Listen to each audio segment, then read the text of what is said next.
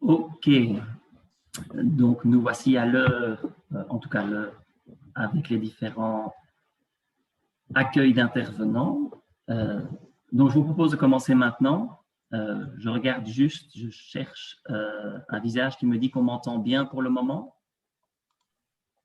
Oui, on t'entend bien. Super. Donc voilà, bonjour à tous. Tout d'abord, merci de participer à ce webinaire sur l'attractivité des cœurs de communes. Plus particulièrement aujourd'hui sur les moyens fonciers et immobiliers pour susciter cette attractivité. Ce webinaire, nous l'organisons avec la Maison de l'Urbanisme Lorraine-Ardenne, ou différemment appelée MURLA.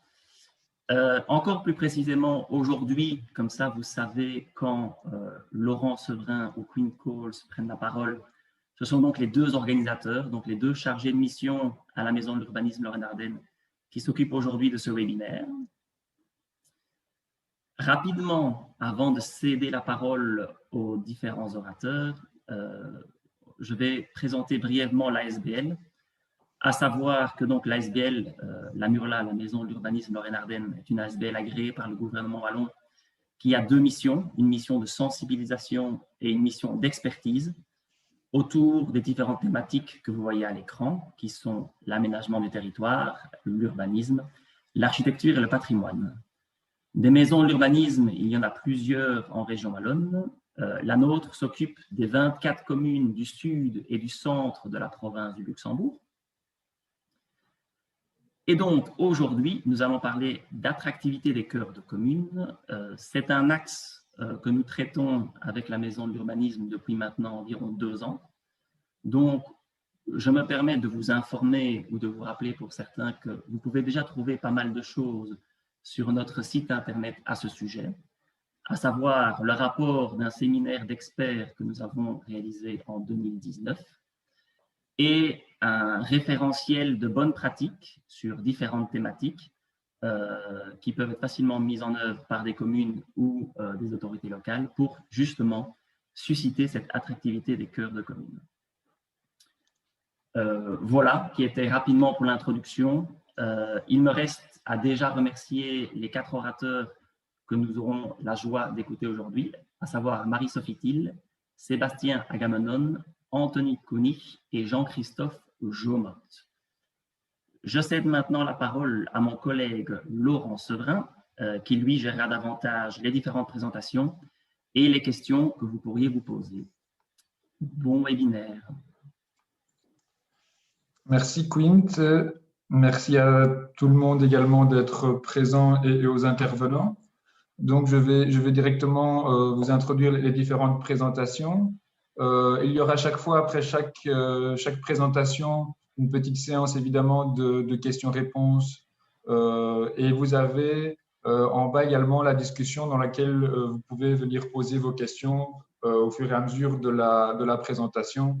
On tâchera au mieux d'y répondre et si ce n'est pas possible aujourd'hui, on essaiera d'assurer un relais par après. Alors donc la première intervention sera celle sur la stratégie foncière par Marie-Sophie Thill et Sébastien Agamemnon. Donc Marie-Sophie Thill est chargée d'études de projets urbains à l'Agence d'urbanisme et de développement durable, l'AGAP Lorraine Nord. Donc il s'agit d'un organisme permanent de conseil et d'études pour les collectivités locales en matière d'aménagement de territoire et d'urbanisme pour la région du Nord Lorrain, donc frontalier avec la Belgique. La GAP Lorraine Nord fait en fait partie du réseau des agences d'urbanisme qui ont pour mission d'assister les collectivités publiques dans la conception et la mise en œuvre de politiques d'aménagement. Et quant à M. Sébastien Agamemnon, il est directeur territorial Marne, Meurthe-et-Moselle-Meuse au sein de l'établissement public foncier de Grand Est, qui est un opérateur public au service des projets des personnes publiques des 8 départements de la Champagne-Ardenne et de la Lorraine française. Et donc, l'établissement public foncier accompagne les collectivités dans la mise en œuvre de leur politique d'acquisition foncière et immobilière dans le but de créer du logement, du développement économique et des équipements publics. Alors aujourd'hui, ils vont tous les deux nous présenter la méthodologie utilisée pour intégrer la stratégie foncière dans le plan local d'urbanisme intercommunal et d'habitat, PLUIH pour faire un peu plus simple, de la communauté de communes Orne-Lorraine-Confluence, qui est elle située dans le nord du département de Meurthe-et-Moselle, à proximité de Metz. Voilà pour les présentations. Je vais les laisser maintenant intervenir. Je leur remercie encore pour leur présence. Je vais vous laisser partager votre écran et démarrer.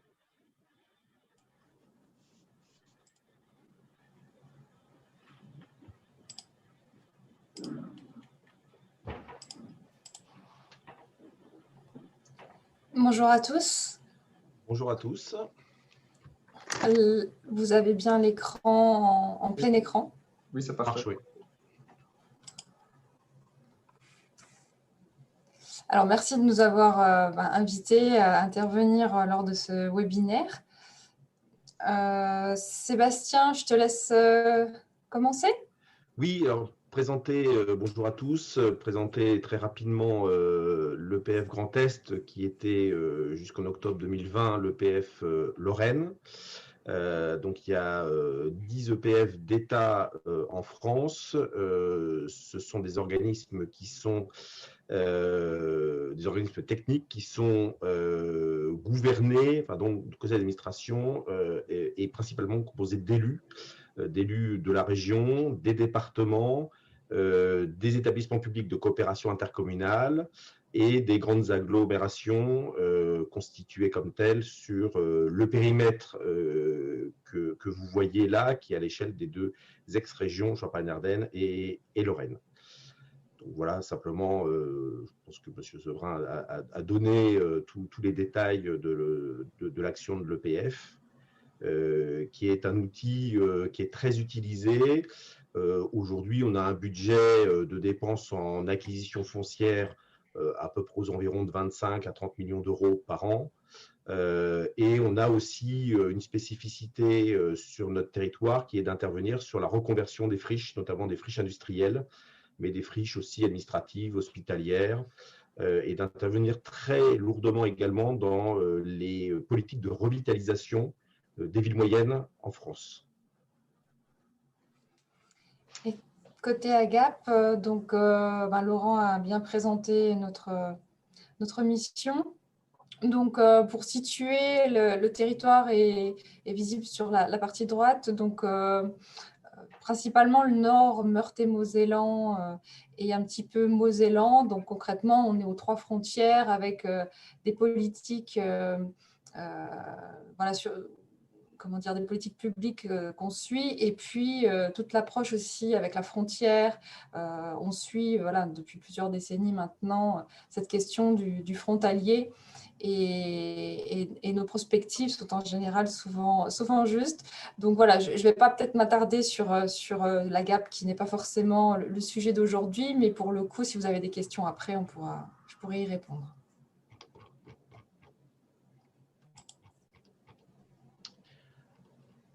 Alors, on est au cœur du sujet stratégie foncière. L'EPF Grand Est a engagé de longue date et proposé des études de stratégie foncière aux collectivités qui le souhaitent dans le cadre de conventions partenariales qu'on contractualise avec ces collectivités. Donc, on est à l'échelle des communautés de communes ou des communautés d'agglomération, donc à l'échelle de la constitution de plusieurs communes qui sont réunies en collectivité.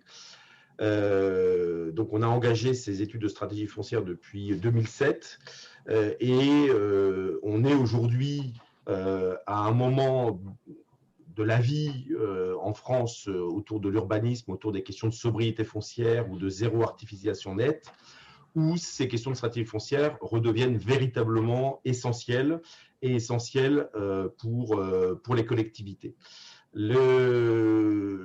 L'objectif de ces stratégies foncières, alors qu'on engage avec ces collectivités et avec des bureaux d'études qui sont recrutés pour réaliser ces études de stratégie foncière, l'objectif, c'est d'abord disposer d'un outil d'anticipation et de programmation des actions foncières à mener pour réaliser les projets poursuivis par les collectivités, souvent à l'échelle de à plusieurs échelles. peut être à l'échelle du territoire, à l'échelle de la ville, du quartier ou même d'un site. Elle est évolutive et ce qui est intéressant dans ce qu'on va vous présenter, c'est qu'on a souhaité l'appuyer sur des projets de territoire et plus particulièrement lorsqu'ils existent sur ce qu'on appelle le PLUIH, qui est un document de planification qui est en vigueur ou pas en vigueur. Donc, c'est vraiment cet objectif-là qu'on a poursuivi.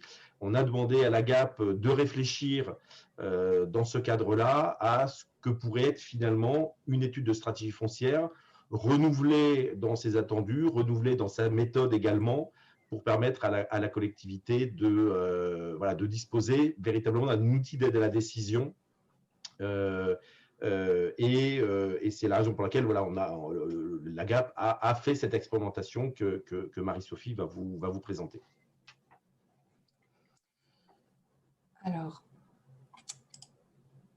donc en termes de méthodologie, d'intégration d'une stratégie foncière dans un PLUIH, en fait, c'est, on va dire, un mode projet assez classique avec un diagnostic foncier dans un premier temps, une étape où on analyse le potentiel foncier identifié et puis ensuite la traduction de ces travaux dans le PLUIH avec tous les outils dont il dispose. Donc, si je détaille un petit peu la méthodologie, donc la première partie du diagnostic, alors elle se base beaucoup sur le diagnostic existant dans les documents de planification. Donc c'est la partie verte que vous voyez à droite, avec les éléments de sociodémographie, d'armature urbaine classique. Et puis donc est venu s'ajouter un volet foncier du fait de l'intégration de la stratégie foncière. Donc concrètement, les éléments intéressants à relever, c'est par exemple la question du revenu des ménages qu'on observe un petit peu quand on travaille sur l'habitat dans un PLUI, et notamment un PLUI-H, mais qui n'est pas forcément toujours présent dans un PLUI classique. C'est les textes de loi qui sont comme ça. Et donc, la question des ménages, de leurs revenus, ça va forcément impacter la politique de logement, de création de logement qui va suivre. Donc, l'idée, c'est de voir concrètement, est-ce que ces ménages ont la capacité de se loger et dans quelles conditions? Est-ce que ça va être plutôt de la location? Quel type de location ou de l'accession à la propriété? Et puis, on a aussi ajouté un aspect sur les profils des ménages qui sont nouvellement installés sur le territoire. Alors, pour prendre l'exemple du territoire d'expérimentation qui était Orne-Lorraine-Confluence, on était sur un territoire où finalement, il n'y avait pas énormément de nouveaux ménages venus de l'extérieur du territoire. C'était pour les 3/4 des ménages qui étaient déjà présents sur le territoire, qui bougeaient, donc avec un turnover au niveau du logement. Donc ça, c'est intéressant parce que du coup, ça montre que l'attractivité du territoire, elle est ce qu'elle est et qu'il faut faire avec, mais que par contre, cette question du turnover sur le territoire va impacter directement la question du logement. Parce que si on crée un logement et que c'est un ménage du territoire qui vient s'y implanter, ça veut dire qu'on crée de la vacance. Et sur le territoire en question, sur lequel on a travaillé en premier, c'était ça, c'était pour 4 logements créés, on crée en même temps 3 logements vacants. Donc en termes de redynamisation, par exemple, de centre-bourg, ça pose vraiment une question. Et dans le cadre du diagnostic foncier en tant que tel, donc là, c'est toute l'analyse des marchés fonciers, donc des terrains à bâtir, des terrains naturels, agricoles, donc avoir une connaissance des prix pour voir aussi comment le territoire se positionne, quel est le marché aussi au niveau immobilier, est-ce qu'on est plutôt sur un marché tendu ou détendu, et pour voir justement aussi quels sont les prix de sortie des logements derrière en fonction de ce marché. Et puis l'autre aspect important du diagnostic, c'est toute la question de l'identification des îlots fonciers. Donc là, concrètement, l'idée, c'est d'observer, de regarder quelles sont les disponibilités foncières au sein du tissu urbain existant et de voir ensuite ce qu'on peut en faire. Donc, c'est justement la deuxième étape du projet. Donc, en fait, on identifie ce potentiel foncier. Alors, il y a l'aspect automatisé, j'y reviendrai après, où on étudie grâce au système d'information géographique les potentialités foncières disponibles. Et il y a aussi la prise en compte des espaces déjà ciblés pour l'urbanisation par les communes. dans leurs documents de planification en vigueur ou dans les projets qui sont, on va dire, dans les cartons. Cet aspect-là est important parce que l'idée, ce n'est pas de venir, voilà, non plus, il y a une forme de pédagogie aussi à avoir avec les communes pour qu'on voilà, on prenne en compte aussi leurs prérogatives, évidemment. Et ce potentiel foncier-là, on l'analyse sous deux angles, deux indicateurs généraux, un sur les enjeux urbains et un autre sur la mutabilité du foncier. Donc, les enjeux urbains, concrètement, l'idée, c'est de savoir si le site il est à proximité des transports en commun, d'équipements, de services, s'il est bien desservi par les réseaux voiries, quelle est la dynamique économique sur le territoire, enfin, du moins sur la commune, quels sont les niveaux de marché foncier, immobilier, le niveau de la vacance. Est-ce qu'on est à proximité de réservoirs de biodiversité ou de la trame verte et bleue? Parce que ça peut être intéressant aussi en termes d'aménité. Alors, l'idée, ce n'est pas d'aller consommer ces espaces, bien sûr, mais ça a un attrait intéressant, surtout quand on pense logement ou quand on pense renaturation, recréation de continuité écologique.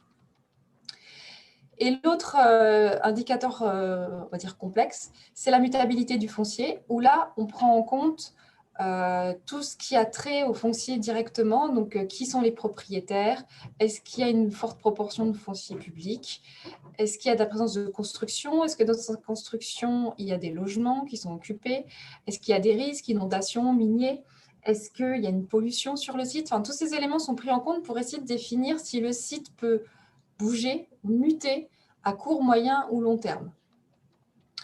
Et ça va avoir un impact. Alors, court terme, on pense souvent, c'est moins de 5 ans.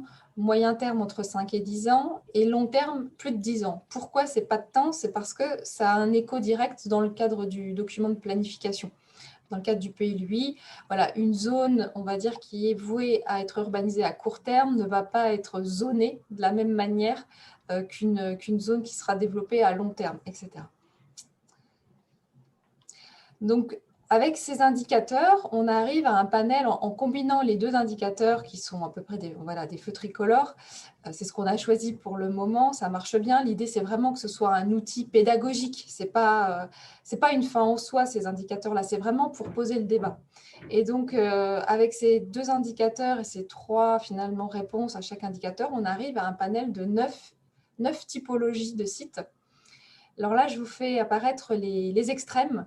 Donc, par exemple, un site qui apparaîtrait avec des enjeux urbains forts en vert et une mutabilité à court terme, qu'est-ce que ça veut dire? Ça veut dire en fait que ce site-là peut partir très vite, il peut être aménagé très vite. Donc, ça veut dire que si la collectivité veut préserver ce site, par exemple, pour en faire un espace public, pour en faire un espace de parc, par exemple, ou qu'elle veut l'aménager, garder le contrôle, il faut être attentif parce que ce site-là peut partir très vite. Donc, ça veut dire qu'il faut cadrer son aménagement, son développement. Et donc là, le document de planification, il y a des outils en termes de zonage, en termes de règlement, d'orientation d'aménagement et de programmation, c'est ce qui est indiqué comme le nom de OAP.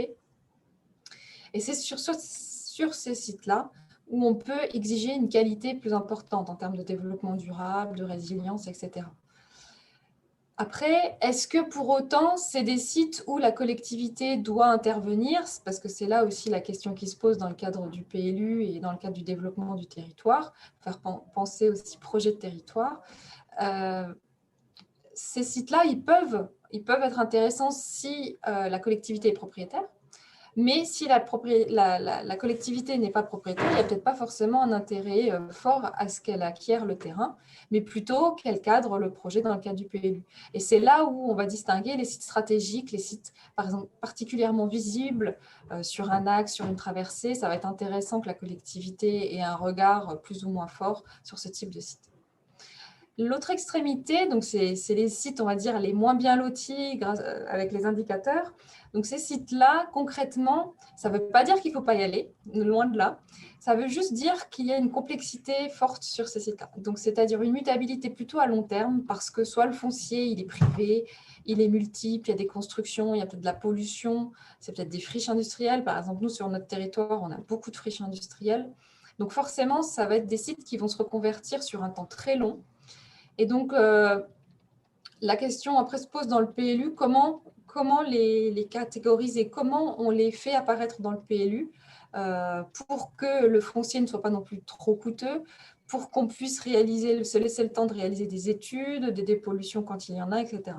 Et en général, nous, ce qu'on constate maintenant avec l'expérience, c'est que sur ces sites, l'investissement public, il est indispensable pour qu'un projet se fasse. Donc, c'est là où, en fonction de sa situation, de son rôle prépondérant dans le projet de territoire, ben, ça va être un site stratégique ou non, ou avec une temporalité différente. Donc là, je vais passer rapidement pour vous montrer concrètement, quand on identifie le potentiel foncier, comment ça se passe. Donc, on utilise notre système d'information géographique, le SIG, où on superpose des données pour identifier un potentiel brut. Donc là, par exemple, c'est le cadastre et on repère quels sont les espaces non bâtis dans le tissu urbain existant. Donc, on voit par exemple que des fois, des rues apparaissent parce qu'elles sont encore cadastrées. Et puis, les cœurs d'îlots. On voit qu'il y a beaucoup de cœurs d'îlots ici qui apparaissent. Donc ça, c'est un traitement géomatique automatisé. On analyse ces parcelles au regard des indicateurs que j'évoquais tout à l'heure sous le cas de la mutabilité. Donc là, on voit par exemple qu'il y a beaucoup de parcelles qui pourraient muter potentiellement à court terme parce qu'il n'y a qu'un seul propriétaire, elles ne sont pas bâties, etc. Et à partir de là, on peut commencer à définir des périmètres potentiels pour des nouveaux quartiers, des nouveaux espaces à aménager. Alors là, par exemple, c'est l'angle plutôt de la construction de logements qui est ciblé. Et après, c'est notre connaissance terrain aussi qui nous permet d'ajouter certains sites. Par exemple, ici, on n'a pas intégré cet espace-là parce qu'il y a un projet qui est prévu. Par contre, on a intégré cet espace ici parce que c'est la gendarmerie qui a été désaffectée et donc qui attend un renouvellement. Et donc, on propose, par exemple, ce type de site aux collectivités en disant, si vous ne faites rien sur ce secteur-là, la gendarmerie peut être vendue, réinvestie, et vous ne pourrez plus du tout accéder au cœur d'îlot par la suite.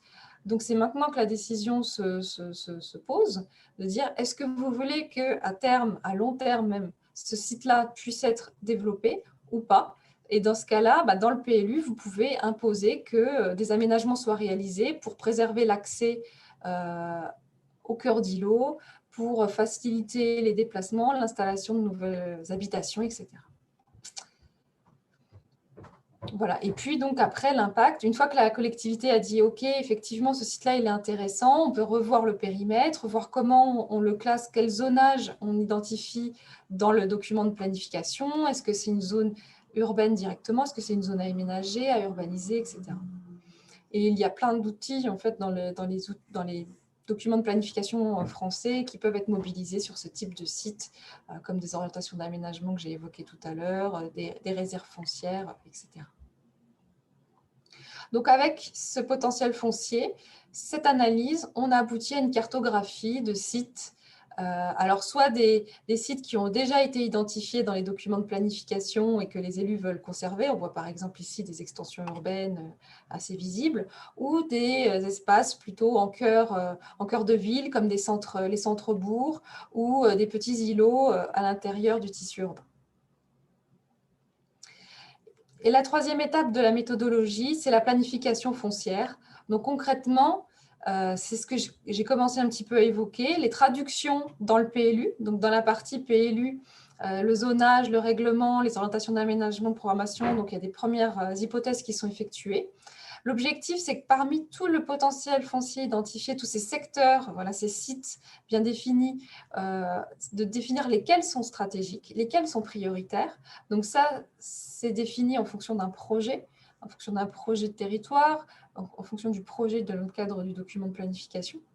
Et on définit ensuite les actions à mener. Alors là, ici, dans le cadre du document de planification, c'est surtout via ces trois outils que sont les OAP, le règlement et le zonage qu'on va traduire les actions. Mais après la réalisation du document de planification, il peut y avoir d'autres actions qui sont identifiées, qui complètent la stratégie foncière et qui sont, on va dire, plus classiques en termes de stratégie foncière, qui peuvent être des outils fiscaux, des outils pour acquérir le foncier, etc., des études à réaliser, donc voilà, des actions à mener pour chacun des sites pour avoir un fil rouge sur ces sites stratégiques.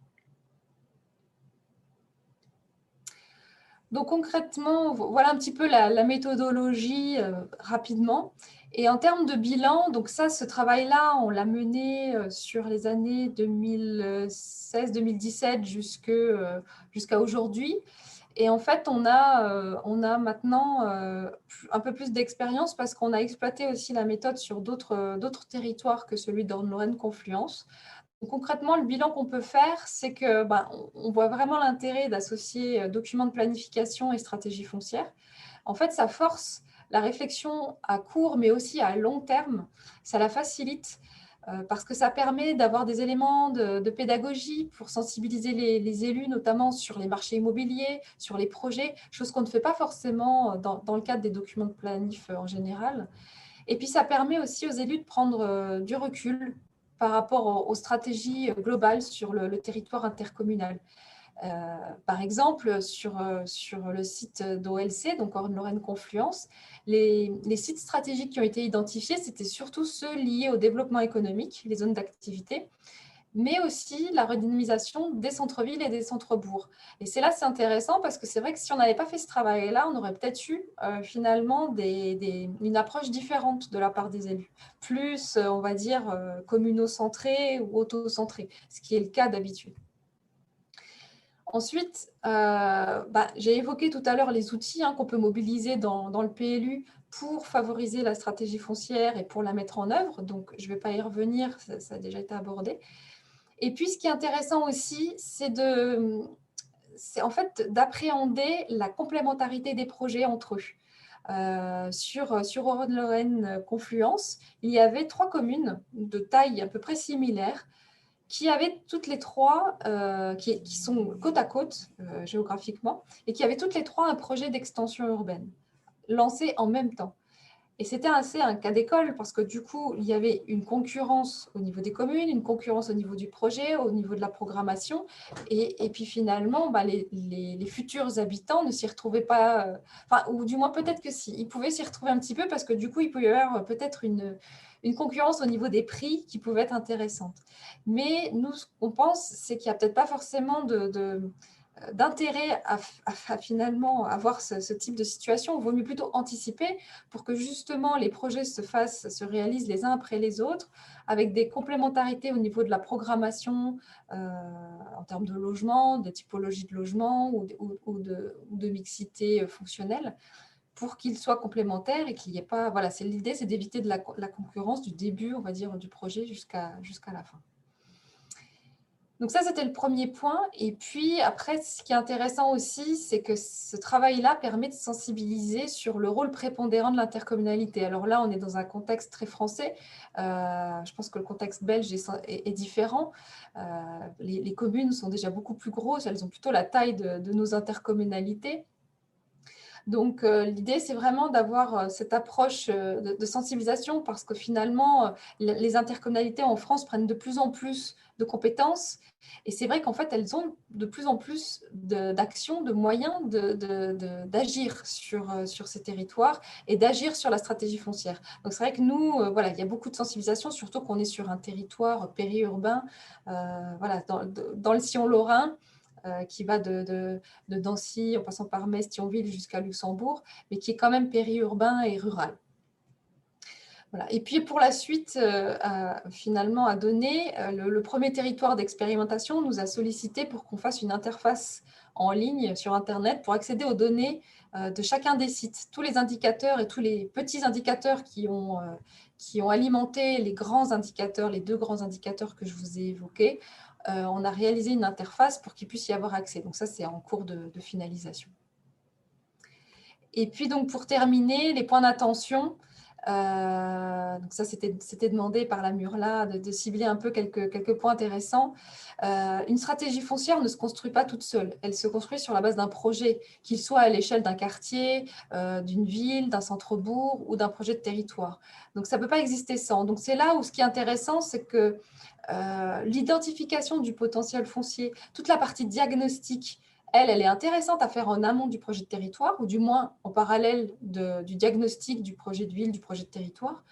Et après, la stratégie foncière, elle va permettre de mettre en œuvre le projet de territoire. Donc, il y a une idée de parallèle, mais aussi que les éléments s'emboîtent bien. Parce que souvent, la stratégie foncière, si elle est faite trop en amont, on identifie des secteurs, mais finalement, qui ne sont jamais développés ou qui n'ont pas d'utilité. Donc, il y a vraiment cette question de le lier avec le projet. Ensuite, ce qui est intéressant, c'est d'aller au-delà du temps politique. J'ai pu l'évoquer tout à l'heure. Voilà, sur le long terme, plus de 10 ans, d'avoir vraiment une logique sur le temps long, parce que quand on est sur des friches industrielles, évidemment, on ne peut pas les reconvertir en 2-3 ans. Ce serait bien si c'était possible, mais en tout cas en France, il y a les temps administratifs, il y a les temps de dépollution, d'études, etc., qui sont incompressibles. Il y a une approche aussi, à avoir en tête, c'est qu'en fonction du marché immobilier, s'il est tendu ou détendu, l'approche va être complètement différente.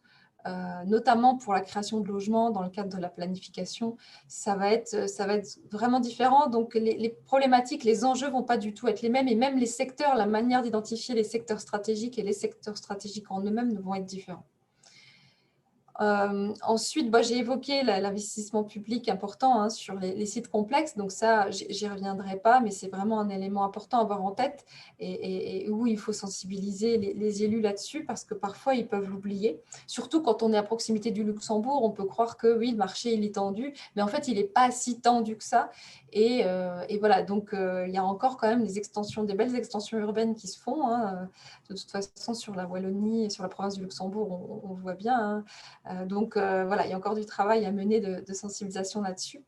Et justement, le contexte du zéro artificialisation nette, le contexte européen, et qui nous concerne directement, enfin du moins on se penche sérieusement sur le sujet là depuis plusieurs années en France, et qui est la question d'anticiper la future rareté du foncier. Donc c'est vrai que tout ce travail-là, mine de rien, va permettre aussi, dans les années qui viennent, d'être mieux armé, de mieux connaître son foncier, et derrière aussi de pas se louper. Voilà, de bien se poser la question quand on a une dent creuse, quand on a un site intéressant en cœur d'îlot, ou une friche, un bâtiment vacant, etc., de bien se poser les questions, de faire de la qualité, et travailler aussi sur cette question de densité pour éviter d'aller consommer de l'espace naturel ou agricole autour du tissu urbain existant. Voilà. Et puis pour conclure, c'est la question du politique. Voilà. C'est-à-dire que la stratégie foncière, c'est bien, on fait le diagnostic, on définit des stratégies, on définit un fil rouge à suivre, mais derrière, il faut la mettre en œuvre. Et c'est là où la volonté politique est importante. Donc, c'est vrai que s'il n'y a pas de volonté politique au départ bien cadrée, ça va être plus compliqué, et ça risque de rester lettre morte. Voilà, Sébastien, je ne sais pas si tu voulais apporter un élément complémentaire.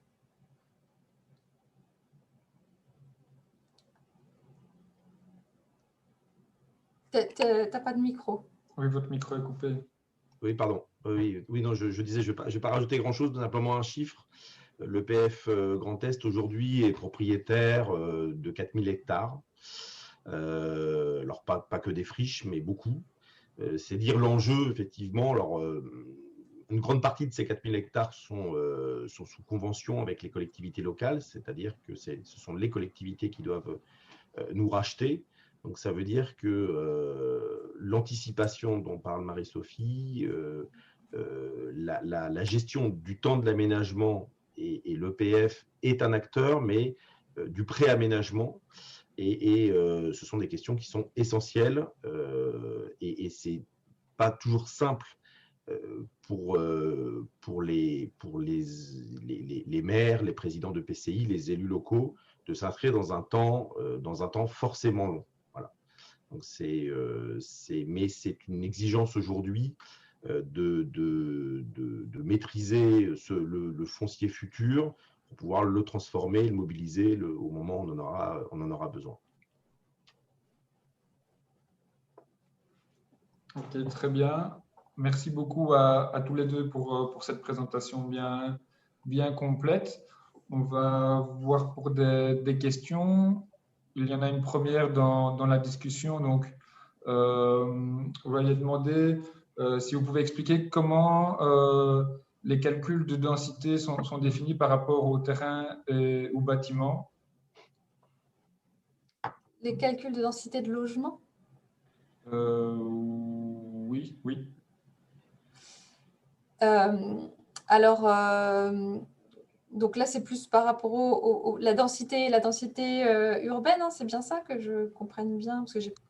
Oui, En fait, nous, alors, on a défini, alors il y a le SCOT, le schéma de cohérence territoriale, qui est en fait le PLU à l'échelle supra-intercommunale, on va dire ça comme ça, qui est sur l'ensemble quasiment du territoire de l'agence. On a défini des objectifs en termes de densité par niveau de polarité. Et en fait, la définition, c'est qu'on prend en compte une sorte de densité brute. Et donc, on prend en compte les aménagements qui sont réalisés. Par exemple, sur un secteur, s'il y a des voiries qui sont créées, tout compte. Donc, vraiment, l'ensemble du secteur, par exemple, un secteur d'un hectare qui n'est pas du tout aménagé, où il n'y a pas du tout les voiries, on prend en compte l'ensemble du secteur. Je ne sais pas si j'ai bien répondu, si c'était bien ça la question. Alors, si je peux compléter, la question de la densité, c'est une question qui est quasi permanente. Alors, effectivement, il faut se donner des règles. Marie-Sophie l'a rappelé, des règles qui sont prescrites ou c'est plus simple, effectivement, pour discuter autour de ces questions de densité. En vérité, deux observations.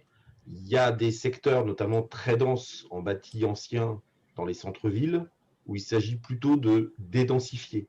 C'est-à-dire qu'on va mobiliser du foncier, peut-être bâti avec du bâti dégradé, démolir, et ce qu'on va reconstruire, il faut que ça s'inscrive dans un schéma urbain qui soit vivable. La question de la nature en ville vient s'inscrire. Donc, dans ce que dit Marie-Sophie, effectivement, c'est aussi des questions à un moment donné qui peuvent s'interconnecter, où là, il y avait effectivement 50 ou 70 logements à l'hectare. Alors, c'est un peu bizarre parce que trouver un hectare en centre-ville, c'est quand même assez rarissime. Mais on peut effectivement tomber sur des densités beaucoup moindres. Et la question, effectivement, d'une densité désirable, alors c'est aussi un sujet sur lequel l'EPF s'est penché et a demandé aux 3 agences d'urbanisme, dont la GAP, d'y réfléchir. Alors, plutôt du benchmarking en disant qu'est-ce qu'on est capable de construire, finalement de dense, mais qui n'apparaît pas comme aussi dense que ça. Voilà. Donc, ces questions-là, en fait, nous, quand on intervient sur des territoires, on n'en fait pas l'alpha et l'oméga de notre intervention, parce qu'on sait qu'il faut s'adapter à chaque situation locale. Très bien, merci beaucoup. Y aura-t-il d'autres questions? Vous pouvez aussi intervenir oralement, hein, pas de souci. Je peux intervenir oralement? Oui, bien sûr, allez-y. C'est moi qui posais la question de la densité, puisqu'en fait, on a des gros débats ici en province de Luxembourg par rapport à ça et la méthodologie de calcul. Et en fait, nous, en tant qu'acteurs privés, parce qu'on est des acteurs privés, est-ce n'est-il pas plus adéquat de parler de qualité de logement et de vie plutôt que de densité? Parce qu'à certains endroits, évidemment, il y a peut-être une possibilité de densifier du logement parce qu'on a des parcs à côté, on a des infrastructures publiques existantes, tandis que dans d'autres cas qui sont dans des villages plus ruraux, la densité n'est peut-être pas nécessaire. Alors, je suis complètement d'accord avec vous. Après, en fait, ça, disons c'est d'une certaine manière imposé par les politiques publiques dans les documents de planification. C'est-à-dire qu'à un moment, il va falloir sortir des chiffres, savoir combien on a consommé d'espaces naturels et agricoles, combien on va en consommer dans le futur, voilà, avec les objectifs de réduction de 50%, puis de 75%, puis le zéro artificialisation nette. Donc, il y a cette question du chiffre. Et c'est pour ça que ça intervient, mais effectivement, vous avez raison, c'est-à-dire qu'à un moment, il faut prendre en compte l'existant et parler de qualité de vie, comment dire, de co-visibilité, etc., que chacun se sente bien dans son logement. Il est clair que le sujet principal, il est là. Mais après, voilà, il faut sortir des chiffres soit pour inciter à la densité, parce que nous, par exemple, sur notre territoire, c'est ça, le SCOT a défini des minimums de densité à atteindre dans les nouvelles opérations de logement, justement pour limiter la consommation d'espaces naturels et agricoles, pour que les consommations d'espace se font, mais pour, voilà, on va dire pour un nombre de logements convenable, et non pas voilà, pour éviter les densités beaucoup trop faibles qu'on a pu voir les dernières décennies passées. Voilà. Alors, pour compléter, la crise sanitaire qu'on a tous traversée a conduit, alors j'imagine qu'en Belgique, les sujets se sont posés de la même manière, mais a conduit en France à constater que les gens qui habitaient dans des immeubles de 15 étages sans balcon souffraient évidemment de la situation. Donc aujourd'hui, cette question effectivement de donner aussi de l'air, de l'espace au logement, elle est essentielle, y compris pour des logements étudiants, etc. Alors derrière, il y a effectivement des éléments économiques qui vont s'intégrer, le coût de la construction, le coût du foncier, etc. Mais ce sont des éléments qui sont aujourd'hui aussi dans la balance pour réfléchir. Et ce d'autant plus qu'on n'imagine pas que ce soit, allez, je vais caricaturer, que le haut de gamme qui puisse bénéficier de ce type d'aménagement, mais que pour les logements sociaux notamment aussi. Alors, je rappelle, en France, 70% de la population a accès au logement social. Évidemment, il y a la queue, mais potentiellement, en termes de plafond de ressources, c'est quand même très largement répandu. Et en fait, aujourd'hui, les réflexions, notamment des bailleurs sociaux, se tournent aussi vers ces qualités de logement et donc vers aussi une forme de densité acceptable pour éviter effectivement les cages à lapins, quoi, tout simplement. Très bien, merci beaucoup. On va poursuivre. Hein. Si vous avez encore d'autres remarques, questions, on pourra bien sûr les relayer, mais pour ne pas non plus trop perdre de temps, on va passer à l'intervention suivante. Donc, c'est celle de Monsieur Anthony Koenig, qui est donc chef de projet urbanisme à la ville de Joinville. Joinville qui est située dans le département de la Haute-Marne en France, donc c'est plus ou moins à mi-distance entre Troyes et Nancy. Donc, Monsieur Koenig qui est en charge des projets urbains de requalification du centre historique lié à l'habitat, l'urbanisme, le patrimoine bâti. Et aujourd'hui, il va nous présenter l'opération Oser Joinville, qui s'inscrit dans toute une série d'actions menées par la ville de Joinville pour revitaliser son centre-bourg et renforcer son attractivité. Donc, je vais laisser la parole à M. Koenig, le laisser partager son écran. Je le remercie évidemment d'être présent et pour son intervention. Voilà, je vous laisse. Bonjour. Alors, je vais déjà. Est-ce que tout le monde m'entend? Oui. Déjà bien. Est-ce que tout le monde voit ou pas? Oui. Bon, c'est très bien. C'est toujours bon là en plein écran? Voilà, là c'est bon. Parfait. Ok. Bon, c'est parti.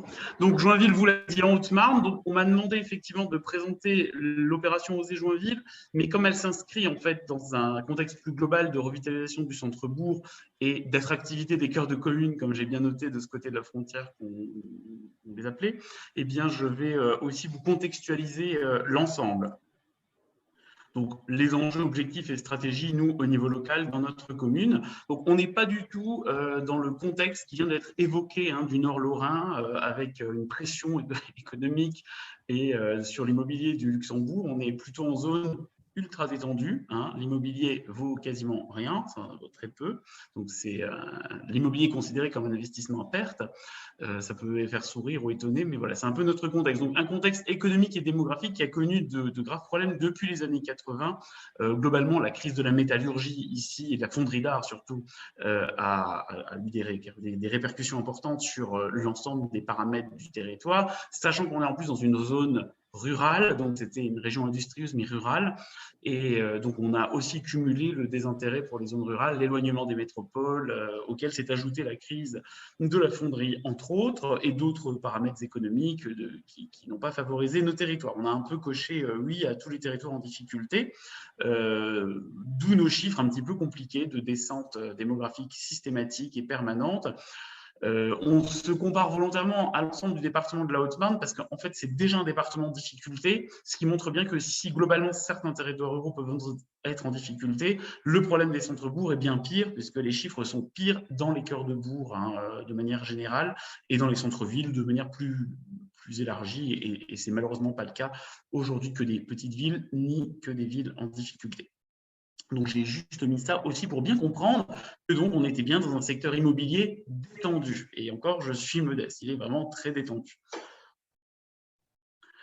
Ce contexte d'immobilier détendu amène à voir dans le centre historique des maisons, des hôtels particuliers, des tas de choses qui peuvent être abandonnées ou en forte situation de dégradation, souvent inoccupé, parfois occupé, mais en tout cas un centre-ville très dégradé, en tout cas entièrement dégradé jusqu'au début des années 2010. Et aujourd'hui, les choses changent progressivement. D'ailleurs, les deux maisons qu'on voit viennent de trouver acquéreur avec un projet de réhabilitation complète, les unes et les autres. Mais tout ça est quand même le fruit d'un long travail à l'immeuble. C'est de la chirurgie qu'on réalise dans la ville. Donc, finalement, on n'avait pas envie de voir éternellement nos immeubles s'écrouler. Je dirais souvent en plaisantant qu'on serait dans des villes qui n'ont pas beaucoup d'intérêt paysager ou patrimonial. On aurait peut-être moins d'acharnement à vouloir conserver, restaurer, faire revivre. Mais là, pour le coup, quand on voit ce qu'est notre petite ville, aussi petite qu'elle est, eh bien, on a envie de la sauver, on a envie de faire quelque chose, on n'a pas envie de laisser ça se dégrader. Et on n'a pas non plus envie que ça se refasse sans un cadre. Donc, tout l'enjeu, c'est d'imposer un cadre de qualité avec des objectifs ambitieux, là où on nous dit que le minimum syndical, on ne le fera plus parce qu'il n'y a plus personne. Voilà, on a un petit peu cette nécessité de conjuguer les contraires, mais c'est possible et ça se fait progressivement. Je précise aussi que, parce que vous êtes dans un contexte démographique peut-être, c'est clairement différent, à 3000 habitants et même 5000 avec les villages autour, pour la Haute-Marne, c'est un pôle important de structuration. Les plus grandes villes ont 25, 30 000 habitants d'agglomération, que sont Saint-Dizier et Chaumont, et donc à 3000 habitants, on a aussi le collège, le lycée, la gendarmerie, le petit hôpital de proximité. Donc, on a beaucoup de services malgré tout et donc des charges de centralité. C'est d'autant plus important donc de ne pas laisser mourir le bourg-centre du territoire puisqu'il irrigue l'ensemble des communes et des dizaines de communes autour. Simplement, je vais assez rapidement aussi parce qu'il faudrait vraiment être en immersion sur le territoire. N'hésitez pas à nous rendre visite. Mais globalement, dès 2011-2012, je marque 2012, mais dès 2011, les premières réflexions sont en cours. Après 40 ans de dégradation permanente du centre-ville, c'est plutôt la dégringolade démographique et économique. Mais dès les années 70, en fait, on a des rapports. Moi, j'ai fait les archives de la commune. C'est toujours intéressant de regarder ce qu'il y a dedans. Il y a déjà des rapports qui disent que l'état du bâti n'est pas bon, que des restaurations de qualité seraient nécessaires, qu'une reprise complète du tissu bâti, sauf qu'à l'époque, il est habité et économiquement encore développé, et on ne va pas forcément s'en occuper. Entre-temps, une crise économique arrive, donc la même enveloppe bâtie qui était déjà dégradée, c'est encore dégradé, et pour autant, bien, démographiquement, les choses se sont aggravées, et le tissu commercial a complètement quitté le centre-ville, parce qu'il y avait certes des crises économiques et démographiques, mais aussi parce que même en zone de décroissance, on a de l'étalement urbain, notamment par les zones commerciales, qui sont, on le sait aussi, une espèce de parangon pour faire semblant qu'il y a de la croissance quand il n'y en a plus et qu'on n'a pas vraiment d'idée. Donc, on affiche tout ça et ça vide encore plus le centre-ville. Donc, c'est du négatif ajouté à du négatif. Donc, tout ça nous a coûté cher, mais depuis une dizaine d'années, nous avons changé le logiciel pour essayer de réparer le territoire, même si on arrive tard, on en est bien conscient par rapport aux dégâts qui ont pu être réalisés. Donc, en 2012, il y a un comité local d'accélération de politique publique. Pour faire simple, l'idée, c'était de réunir tous les partenaires qui travaillent sur la ville. Et ce n'est pas uniquement les urbanistes, les architectes ou les bâtiments de France ou je ne sais qui, mais c'est aussi les écoles, les partenaires sociaux, la culture, enfin tout ce qui fait que la ville peut vivre. Et en fait, on s'est tous réunis régulièrement pour se dire, voilà, qu'est-ce qui va pas, qu'est-ce qu'on veut faire de notre territoire et comment on va le copiloter ensemble. De cela, se sont dégagés 4 piliers importants. Alors, on ne sait pas les seuls, il y a d'autres piliers, l'éducation, la culture, on ne va pas les voir apparaître là parce qu'ils n'étaient pas vraiment au cœur de ce que la ville pouvait mettre en œuvre directement et de manière urgente.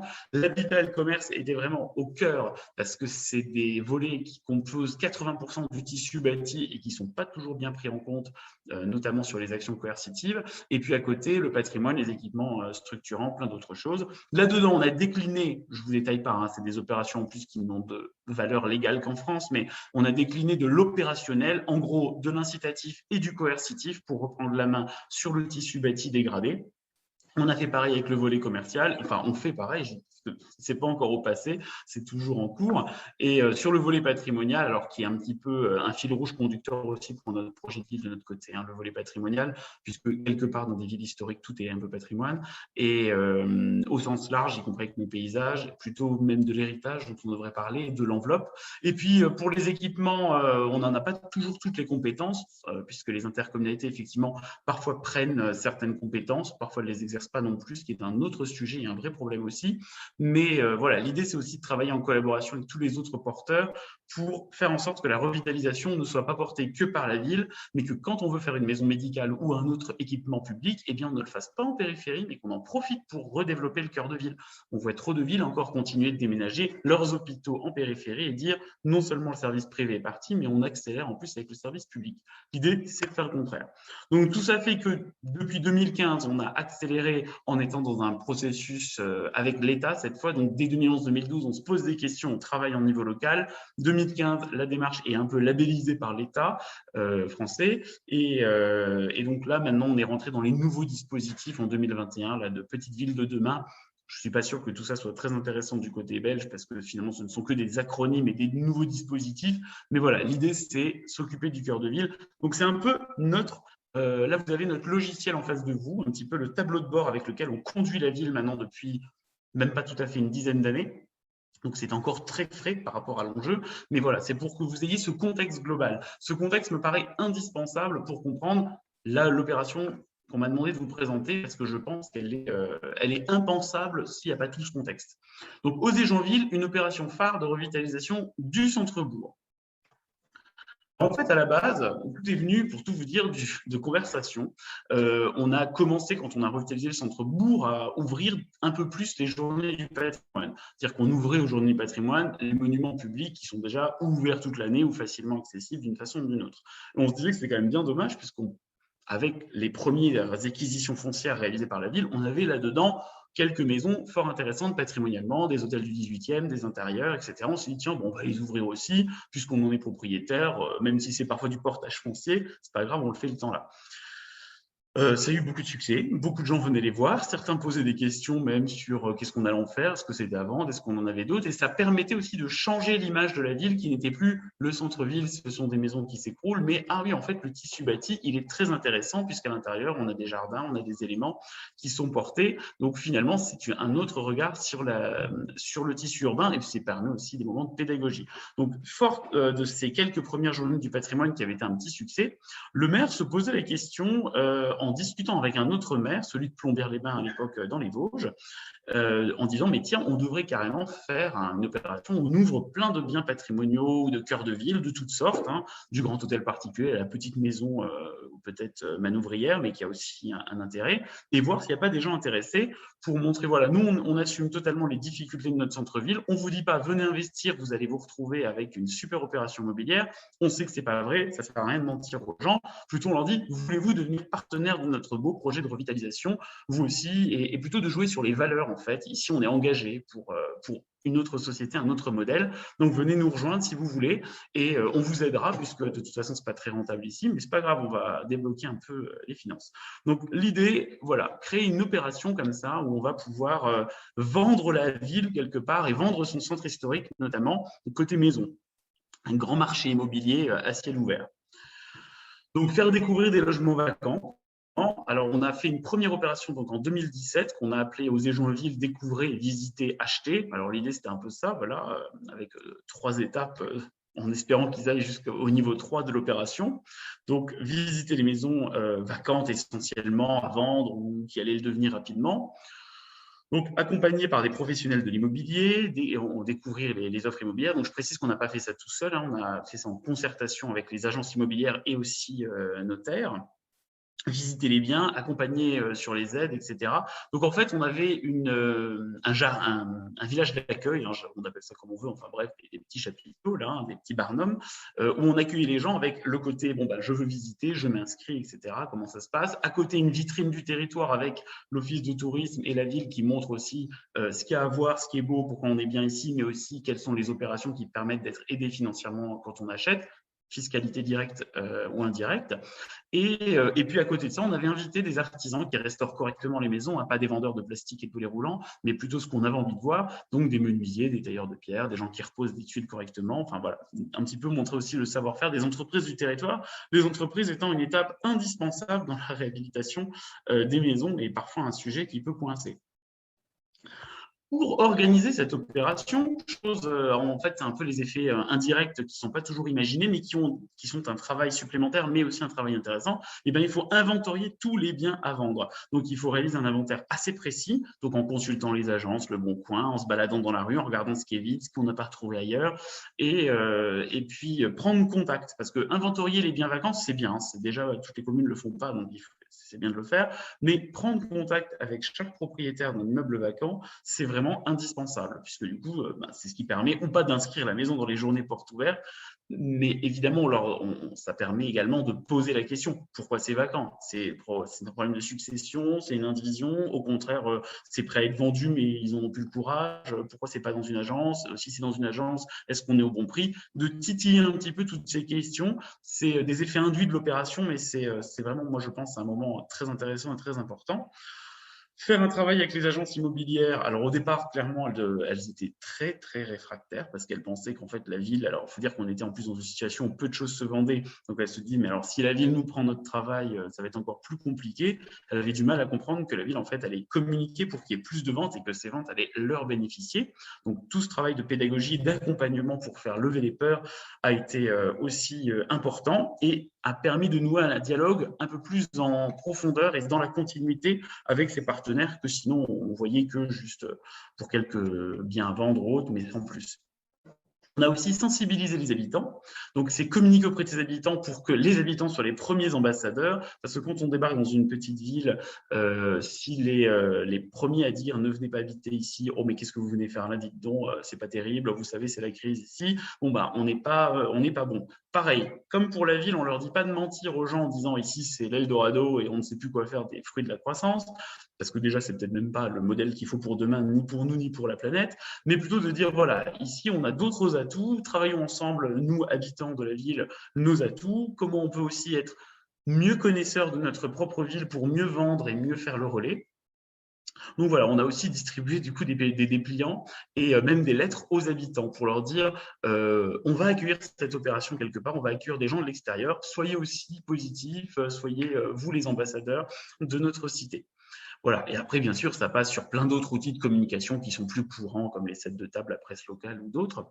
Je tiens à préciser que pour cette première opération qu'on a donc élaborée un peu de manière conceptuelle, on s'était groupé avec cette fameuse commune de Plombières-les-Bains dans les Vosges, puisque nos maires se connaissaient bien, ils s'entendaient bien, mais aussi si on n'a pas d'agence d'urbanisme ou d'autres choses pour faire ce genre d'opération, encore je ne suis pas sûr qu'elles le fassent et que ce soit dans leurs critères, mais je dois dire que nous, on est un peu tout seul, on n'a pas trop d'outils. Alors parfois, on s'additionne à plusieurs communes, en fait, on va avoir une autre commune. Malheureusement, les intercommunalités ne sont pas trop le bon contexte pour ça, parce qu'en milieu rural, l'État français n'a pas mis beaucoup de garde-fous à ces monstres qui poussent sans trop de contrôle, et du coup, ils n'exercent pas toujours leurs compétences sur ces sujets. Donc parfois, il est plus facile de réfléchir et de se grouper avec des centres-villes ou des centres-bourgs qui sont un peu plus éloignés, mais qui ont des problématiques communes et qui comprennent pourquoi on veut faire ça. Et donc, on a monté l'opération avec la commune de Plombières-les-Bains dans les Vosges en simultané. Ça nous a permis aussi de mutualiser les coûts de communication, de presse, de radio, parce que ça coûte cher pour nos petites communes, et on a un petit peu mutualisé comme ça. Donc la communication à l'échelle de l'Est de la France, alors attention, de l'Est de la France, c'est France 3, alors on a eu la chance d'avoir TF1 à un moment donné, mais je veux dire, c'est évidemment modeste, on n'a pas mis des 4x3 à Nancy, à Metz ou à Reims, parce qu'on n'en a pas les moyens, et ça coûte très cher, mais on a utilisé nos réseaux qu'on développe d'année en année, un petit peu de tous les amoureux de ce qu'on peut faire aussi à la frontière entre patrimoine, paysage et vie durable demain. Donc, on essaie un peu de séduire sur ce volet-là et ça a plutôt bien fonctionné. Monsieur Bonnet, je me permets de dire qu'il vous reste 5 grosses minutes, ça va? Oui, d'accord. 600 visiteurs donc pour la première édition, pour un budget de communication qui était relativement faible, à 20 000 € pour les 2 communes. Et alors qu'on était toujours entre 20 et 30 ventes, 30 ou 40 ventes par an, on est passé à 70 ventes cette année. Résultat immédiat, mais aussi à moyen terme, certains acquéreurs ne se sont pas déclarés forcément. Alors, certains se sont déclarés le jour de la visite, ils visitent et ils sont vraiment contents, ils ont quasiment envie d'acheter. Pour la plupart, ça ne se passe pas comme ça. Mais par contre, pendant un an et demi, on a encore eu des retours. J'ai visité le jour-là, j'aurais aimé revoir, je ne suis pas sûr. Ou alors des gens qui nous disaient, eh bien, je n'ai pas pu venir, mais j'irai bien visiter cette maison, j'ai entendu parler de l'opération, etc. On a noué une relation de confiance avec les propriétaires sur le long terme, donc une opération qui produit donc des effets dans la durée. Du coup, on a refait une opération en 2019 qui a été un beau succès aussi, et on l'a fait évoluer progressivement en ciblant d'autres types de biens, voire les commerces, parce que évidemment, on acquiert de l'expérience. C'est aussi une nécessité de faire bouger l'opération pour pas qu'elle soit répétitive et qu'elle perde de son attractivité. Pour des raisons sanitaires, on n'a rien fait pour le moment. On réfléchit à des formes pour 2022. Donc, depuis opération. Alors évidemment, il n'y a pas que ça, c'est aussi toutes les aides qu'on a mis en place à côté, mais les ventes ont sensiblement augmenté dans la ville. Les prix restent faibles, mais quelque part, c'est peut-être ce qui permet aussi de les vendre pour pouvoir maximiser les aides dans les travaux, cumulées avec un faible prix et nos aides. Voilà. Les effets indus, c'est évidemment progressivement, plus les maisons sont vendues, plus il y a des aides, plus il y a des réhabilitations, donc des échafaudages et un centre historique qui change peu à peu de visage. Quelques exemples comme cette maison par exemple, mais ce n'est qu'un exemple. La ville de son côté continue des opérations pour montrer un petit peu ce qu'on peut en faire, pour donner aussi de l'impulsion à tous les quartiers en montrant l'exemple. Et je voulais juste aller assez vite parce que j'avais une petite vidéo pour vous synthétiser les choses, mais vous dire qu'il faut une équipe d'ingénierie pour monter ce genre d'opération, parce que parfois des collectivités viennent nous voir en disant on veut le faire, mais ils sont tout seuls, il n'y a pas d'ingénieur, il n'y a pas d'équipe, il n'y a rien. Non, il faut quand même, ça se prépare un an à l'avance minimum. Voilà, il faut une mobilisation technique et des partenaires privés avec le public, parce que sinon ça ne peut pas fonctionner. Il faut donner confiance aux investisseurs en orientant le retour des activités. Donc c'est une politique globale qui doit donner confiance aux gens. Donc c'est une opération qui ne peut vraiment pas se faire sans un contexte global de revitalisation. Et juste pour terminer, je ne vais pas vous détailler tout ça, mais je vais plutôt vous montrer la petite vidéo qui permet de synthétiser le projet joinvillois de revitalisation dans lequel s'inscrit Oser Joinville, qui est l'occasion d'unifier l'ensemble des dispositifs pour une lisibilité de ce qu'on fait à long terme. Donc quelque part, c'est devenu un peu notre opération de communication permanente et on appelle tout Oser Joinville. Par contre… Monsieur Koenig, je me permets peut-être de la partager moi-même pour des questions de connexion. Oui, ça vous va? Eh bien vous y allez, je vous laisse le faire. Ok. Alors, hop. Je recherche. Hop, je reviens en arrière. Zoup.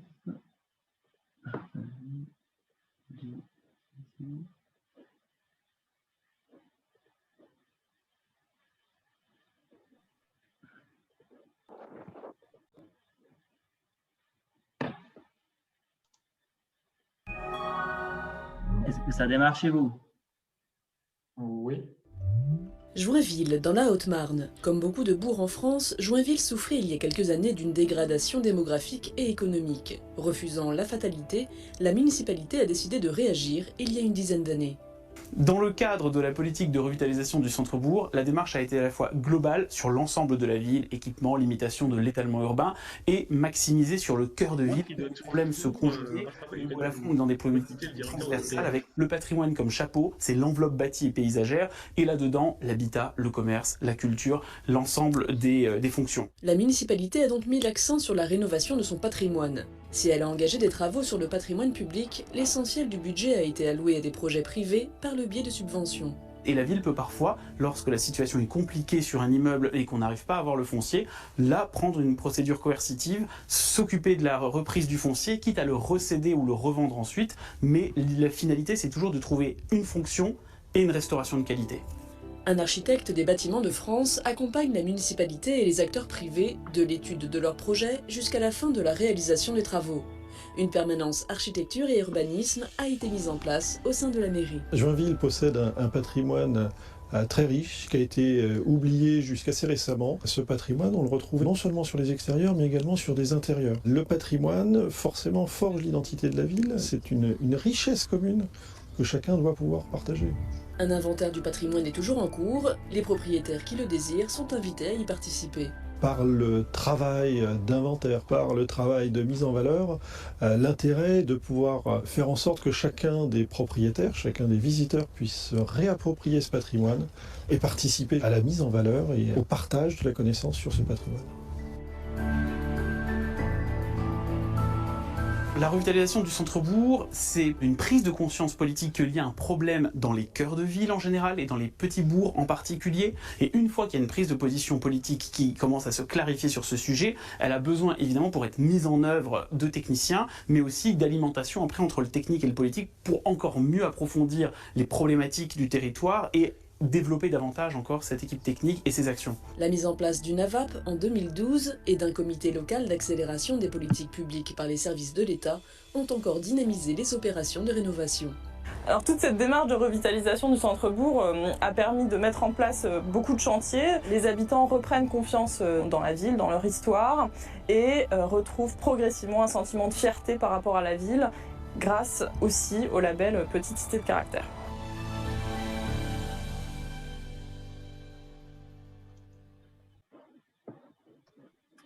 Voilà, vous synthétisez. Voilà, merci Monsieur Koenig pour cette très belle et très intéressante opération. On va peut-être rapidement, mais vraiment rapidement, pour ne pas non plus trop prendre de retard avant la dernière intervention, s'il y a l'une ou l'autre question. Annick, on t'écoute. Oui, en fait, moi je me posais, ma question c'était au départ, donc la ville était plus ou moins désertée, j'imagine que c'est par le manque d'attractivité, notamment au niveau du secteur de l'emploi. Et donc ma question maintenant, c'est qu'est-ce qui a fait revenir les gens? Est-ce que ce sont des gens qui n'avaient pas besoin d'emploi? Comment ça a pu démarrer? Eh ben, en fait, c'est multiple, hein, tout ça, c'est multifactoriel. Vous avez plusieurs choses. Il y a déjà le public numéro 1, c'est le local, contrairement à ce qu'on pense, parce que les villes ne se sont pas dépeuplées uniquement parce qu'il y a eu des pertes, il y a eu des pertes sèches de territoire, mais il y a avant tout un problème numéro 1, comme partout, c'est l'étalement urbain, c'est les villages autour qui ont fait des lotissements sans réfléchir dans tous les sens et qui nous ont, qui ont aggravé le problème de désertification du cœur de ville. Donc déjà, il y a un peu ce volet-là. Alors, j'irais dire celui qui rêve du pavillon avec tous les clichés qu'il y a autour, et bien, il ne va pas forcément acheter un hôtel particulier en cœur de ville, et parfois pour l'hôtel particulier, c'est pas plus mal d'ailleurs, mais il y a quand même une part de ces gens qu'on peut reséduire quand la ville devient plus belle en cœur de ville, et aussi travailler sur les âges de la vie, parce qu'il y a parfois des gens qui se rendent compte qu'à un certain âge, c'est plus toujours utile. Donc ça, c'est un public déjà en soi qu'on a essayé de recapter, qu'on essaye de recapter, mais on n'a pas inversé la courbe démographique, hein. Rassurez-vous, ça c'est très court, hein. Vous avez vu 2015, l'opérationnel, c'est pas en 5 ou 10 ans qu'on inverse un problème structurel. Donc ça déjà, c'est clair, c'est un des enjeux sur lesquels on joue. Pour ce qui est une partie des grosses demeures ou autres, il y a un public pour ça qui ne connaît pas bien toujours l'Est de la France, donc il faut aller le chercher, hein, clairement, en région parisienne ou ailleurs, et il vient quand vous allez le chercher, mais que vous lui sortez quelque chose de plus global, c'est-à-dire des demeures intéressantes à sauver, des aides pour y aller, parce que c'est pas si simple sinon, un cadre global qui commence à être protégé, parce que c'est pour refaire une belle maison, avoir une ville qui se défigure, ça n'a pas d'intérêt, et finalement, on peut avoir, et notamment des jeunes retraités, parfois sur ce type de choses. Donc, en fait, vous travaillez sur ces multifactoriels. Il n'y a pas un tel type de gens, on va les faire venir, ou tel type de gens, on les fera pas venir. Et puis, il y a ceux qu'on n'a pas vu venir depuis la Covid, c'est encore minime, mais on a un public qui était moins connu, qui est la deuxième couronne parisienne, de gens de toute origine, mais qui habitent en deuxième couronne parisienne de Paris, qui, eux, n'ont pas de clichés spécifiques ni sur la Haute-Marne, ni sur l'Est de la France, ils ne connaissent pas, ils cherchent à vivre autre chose autrement, et finalement, par le bon coin ou autre, ils arrivent chez nous, donc eux, on les a vraiment cherchés. Donc voilà, c'est multifactoriel. Si je peux me permettre, j'ai peut-être aussi une question. Oui. Caroline Saint-Hubert. J'ai déjà échangé avec M. Koenig. Est-ce que vous avez été confronté à une paupérisation de la population dans le centre dans le passé, ou par les prix de vente qui sont faibles? Tout en fait, parce que c'est un cercle vicieux. Moins il y a de gens, moins il y a d'acheteurs, plus les prix baissent, plus tout le monde peut acheter, plus certains aussi bailleurs peu scrupuleux achètent pour quasiment rien des immeubles, font des travaux pour très peu cher. Je vous laisse imaginer les qualités intérieures, et ça peut... Et voilà, on a eu ce problème, mais alors de manière énorme dans le cœur de ville. Donc, on avait un cœur de ville qui était bien plus paupérisé que beaucoup de quartiers populaires ailleurs, ou dits populaires ailleurs en France. Donc, non, ça a été, et c'est pas fini, hein. Là, j'en ai encore deux immeubles en expropriation avec un propriétaire peu vertueux, connu pour se spécialiser dans ce genre de travail, y compris les fameux bûcherons bulgares ou ce que vous voulez, qui sont logés eux-mêmes dans des conditions difficiles. Non, on a eu un peu moins, mais on a eu ce problème, mais alors en énorme, oui. Et vous n'avez pas des problèmes quand les gens achètent, ils ne voient pas le voisinage et ils fuient? Nous, on a ça. Alors non, on ne l'a pas eu parce qu'en fait, on est passé par une phase de désertification entre-temps. C'est-à-dire qu'il y a eu ce problème d'ultra-paupérisation et j'allais dire une partie de la désertification a presque été orchestrée par la mairie, puisque quand on a commencé à travailler sur des arrêtés en interdisant des habitations d'immeubles parce que c'était juste pas possible en termes de normes ou autres, ça a laissé plein d'immeubles vides et je pense que ça a joué un peu la calmie. Après, on a aussi utilisé plein d'autres leviers, y compris avec la gendarmerie, et de manière à neutraliser cela. Et après, les premiers qui ont commencé à racheter les grosses maisons, alors que les quartiers étaient un peu plus tranquillisés, le centre historique, mais pas complètement, on a aussi clairement été honnête avec les gens en disant, écoutez, on est en cours, c'est pas parfait, il y a encore des familles un peu complexes, mais globalement, n'hésitez pas à nous avertir, on va y aller, et on prenait peut-être pas les... Enfin, je veux dire, quand des gens ont habité le 18e arrondissement ou autre à Paris, même si, évidemment, ils attendent de trouver dans une petite ville du calme et qu'ils peuvent être surpris de découvrir des problèmes comme ça, bon, ils sont plus faciles que si on les a fait venir de certains secteurs où vraiment ils exigeaient du calme. On va dire qu'on a aussi un petit peu ciblé certains publics et ça se fait peu à peu, mais ça a mis plusieurs années. Et c'est pas encore terminé, mais le centre-ville s'est fortement tranquillisé depuis, puisque plus vous ramenez aussi ce genre de famille, ou de ménage, plus ça retranquillise les autres parce qu'ils se rendent compte qu'ils sont plus majoritaires, qu'on les laisse plus faire, et à nous de jouer aussi sur l'aspect fermeté quand il y a vraiment des dérapages. Mais c'est pas facile, je vous l'octroie, je vous concède. Oui. On n'a pas encore eu cette phase de désertification, je ne suis pas sûre qu'on arrivera un jour. J'attends Oui, la patience. on l'a subi. Merci pour votre réponse. Merci, Monsieur Koenig. On va passer à la dernière présentation. Encore merci à vous. On va revenir en Wallonie avec la présentation de Monsieur Jean-Christophe Jomotte qui va nous parler de la zone d'enjeu communal. Donc, Monsieur Jean-Christophe Jomotte est directeur ad intérim de la direction du développement territorial au service public de Wallonie, TLPE, donc Territoire, Logement, Patrimoine, Énergie.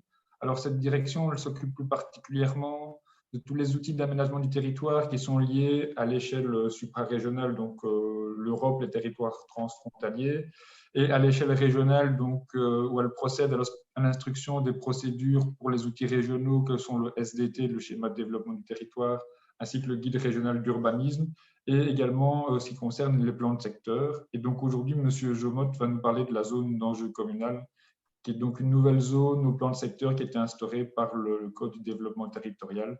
Je vais laisser M. Jomotte partager son écran et faire sa présentation. Je le remercie encore pour son intervention. Merci à vous. Est-ce que l'écran est partagé? Oui, c'est parfait. Parfait. Merci. Et donc, comme ça vient d'être dit, nous voilà de retour en Wallonie. Alors, globalement... Excusez-moi. Voilà. Alors, globalement, et entre autres pour les intervenants français qui sont passés avant moi, il faut savoir qu'en Wallonie, l'ensemble du territoire est couvert par ce qu'on appelle le plan de secteur. Et donc, il y a un plan d'affectation du sol, mais qui couvre vraiment l'ensemble des parcelles wallonnes. Et ce plan de secteur a été approuvé il y a, en fonction des coins de la Wallonie, entre 35 et 45 ans, et a peu évolué depuis.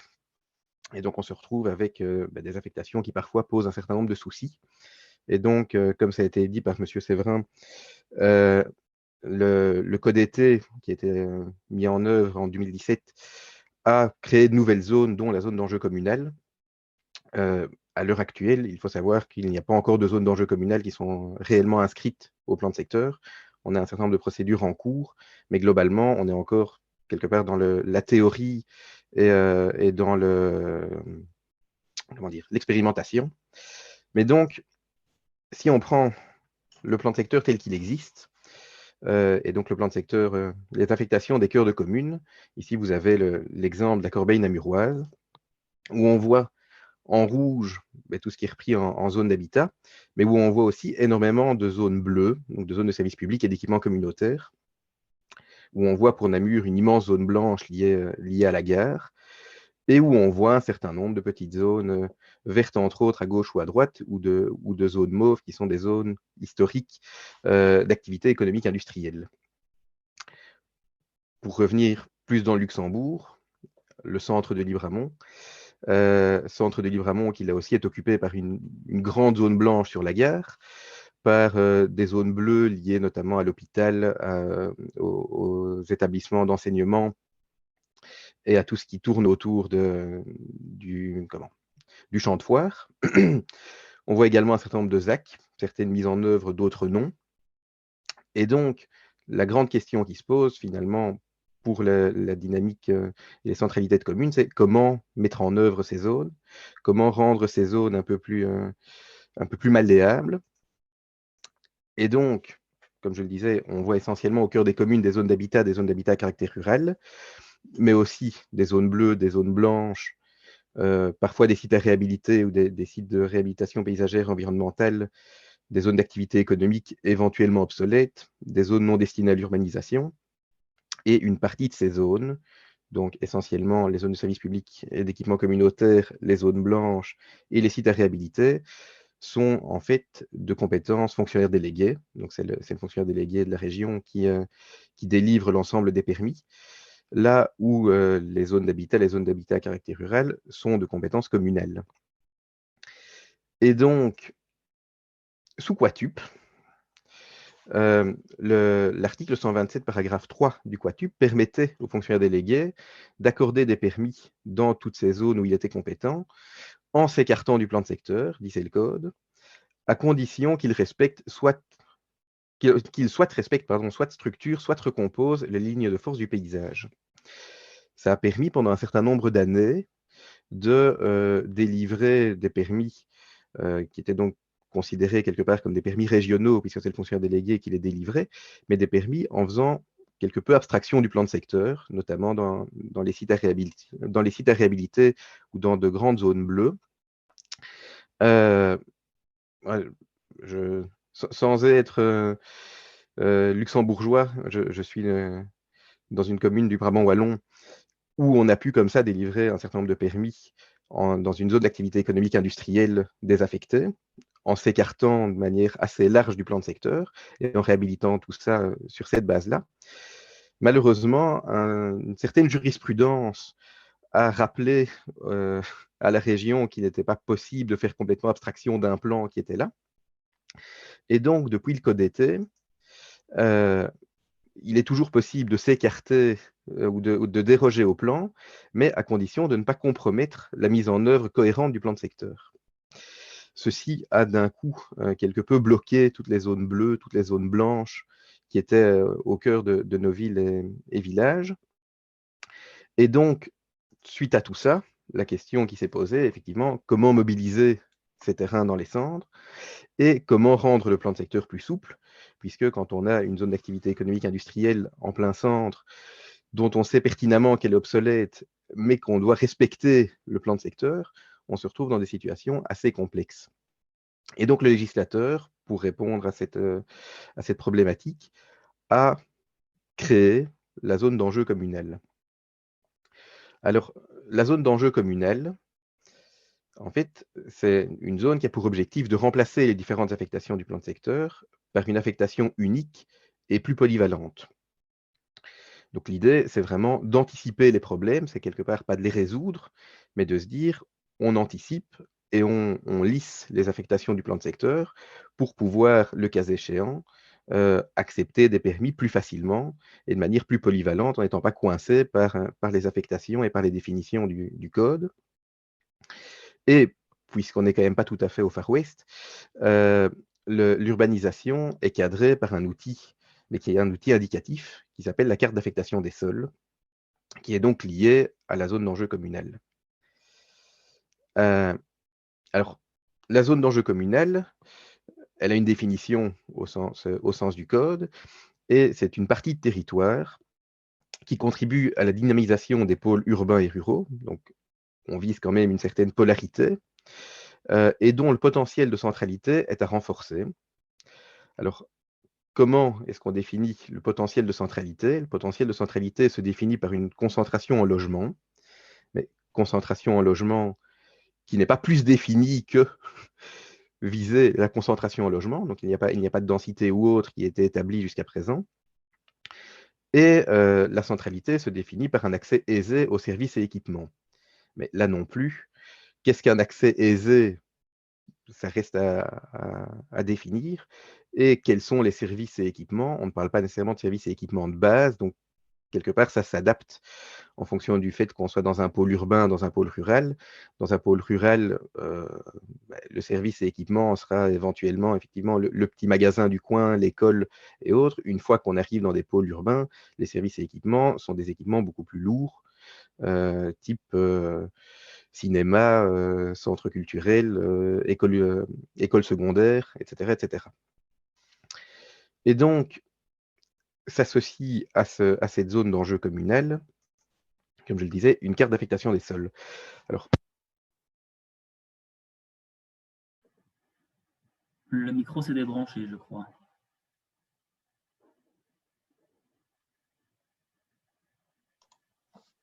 Ouais. Je pense que ce sont les aléas du direct.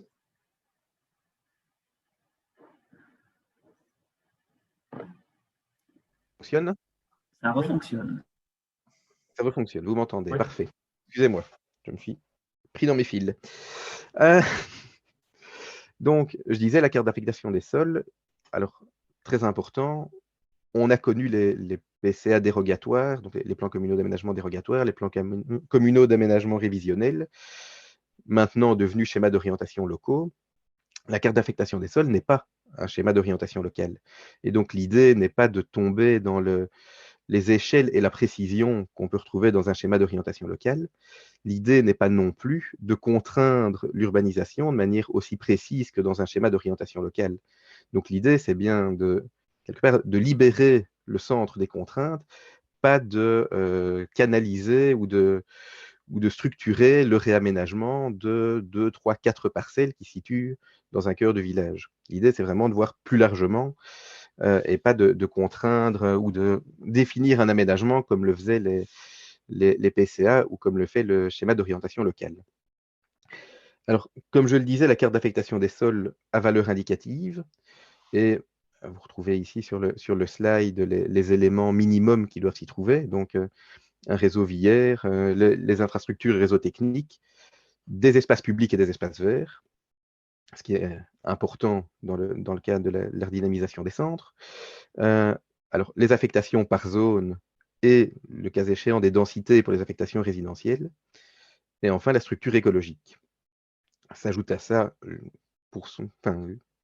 de manière éventuelle, les lignes de force du paysage, les limites de l'eau à créer et le phasage.